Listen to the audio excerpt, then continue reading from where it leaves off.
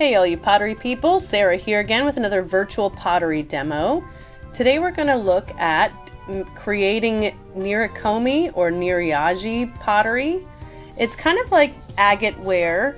The only difference is that this is focused on creating patterns with the colored clay. So first thing I'm doing is making the clay different colors. I'm using mason stains. And so I'm taking the clay straight out of the bag so it's still wet, and I rolled it into a ball, and then I pushed my thumb into it to create a little pit, and then I put some of the mason stain in it and a little bit of water to create a paste. And then now I'm just kind of like mixing it in there with my needle tool, and then I'm going to wedge it all together so that it is homogeneous. There has got to be a better way to do this. I'm sure there is, but I am a fly by the seat of my pants person, and when I decide I want to do something, I just kind of go for it as opposed to doing extensive research.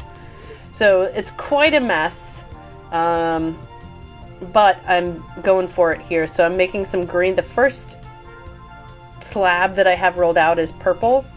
It doesn't look very purple. Hopefully it'll come out a little brighter after it's fired. I've never done this before, but it's a lot of fun, and the stuff came out really cool. So anyways, I'm doing green now. So what you're going to want to do this process to create this kind of look is you're going to make your colored clays, and you're going to roll them into really thin slabs and put them together, and then you'll roll them up and cut the rolls so that you have these cool patterns. So now I'm making a blue one, and it is very, very messy. I've seen people do really amazing stuff with this technique. Mine isn't necessarily amazing, but it's the first time I've ever done it, so I'm keeping it pretty simple. So now I'm rolling those slabs together with a rolling pin just to make sure they're really stuck together. And then I'm going to take those slabs that are smushed together, and I'm going to cut some different shapes. I'm going to roll some pieces and create some different things to make patterns with.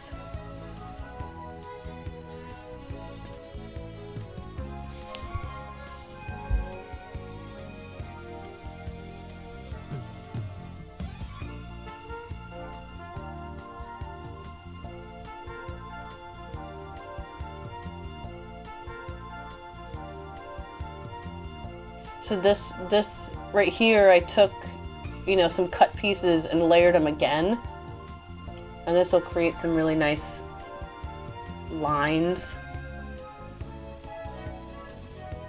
So I'm making kind of like a cinnamon roll square here.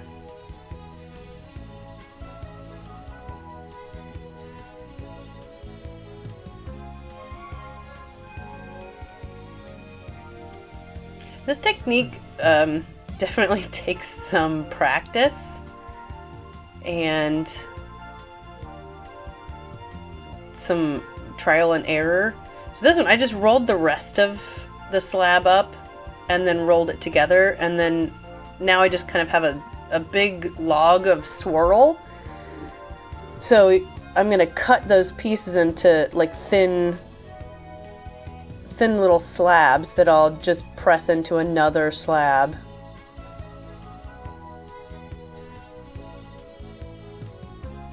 So I'm getting my regular slab here, and I'm slapping this one out, but later on in the video I'm gonna take it over to the slab roller.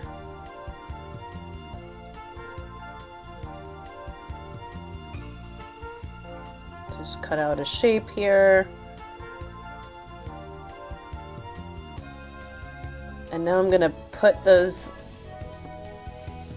little discs that I cut out from my Tootsie Roll log, and I'm just gonna rolling pin that on there. Now, one thing you can do is you don't have to roll it all the way in. I made a few things where I rolled it in enough that I knew it was going to adhere really well, but I left the pieces kind of raised up, and it looks really cool, and I think it'll be really interesting once it's finished.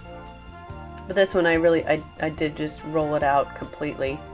And you see that your pattern will get distorted when you roll it out or put it through the slab roller, which is really interesting. It kind of elongates it depending on which way you roll. So it's kind of fun. There's a little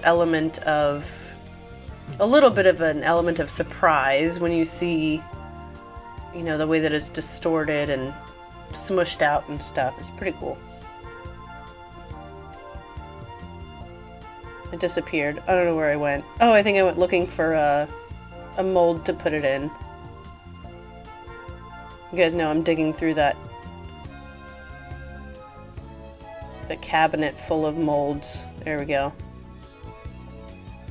The plaster ones are the best, just FYI, because the plaster will wick away the moisture, you know, help dry it out, as opposed to, you know, using like a metal or a plastic mold that'll just hold the moisture in on the bottom.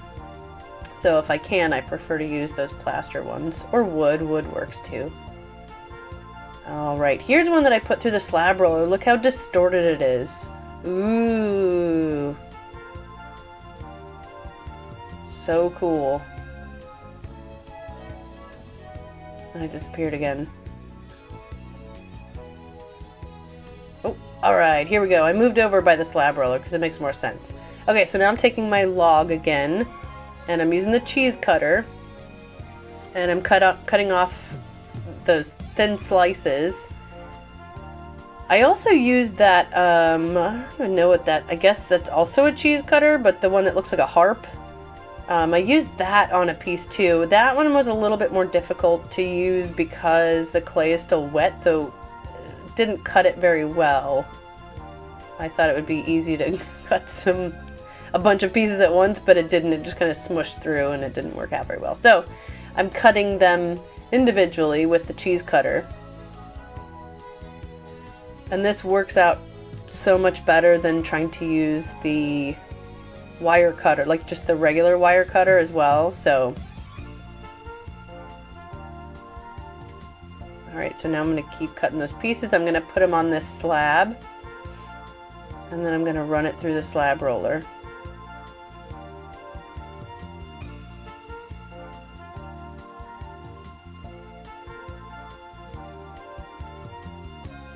So I have the log, and then I have that piece that was from my cinnamon roll thing that I did with 4 different pieces. And now I'm going to cut the strips that I did that was a doubling up of the colored clays, so it has some stripes.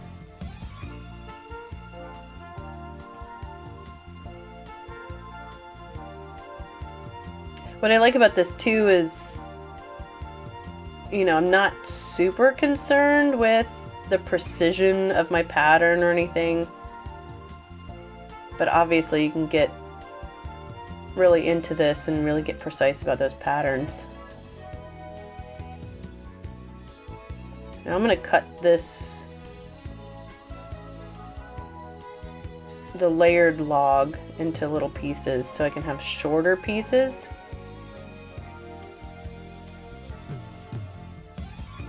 And I'm just arranging those onto, I wanted a really long, narrow slab, so I've got it in the kind of the shape that I want it to be ultimately before I put it in the slab roller. I'm just arranging those pieces and shifting the stripes so that they're going opposite directions, just make it interesting.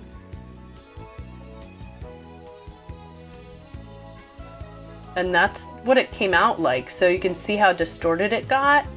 It's super interesting. I mean, it's a lot of fun and it's really easy to do. And you can, the thing about this too is that it's the clay that's colored, so you don't have to worry about like, oh, what kind of glazes am I going to use? Just dunk it in clear and be done with it. Let the clay speak for itself.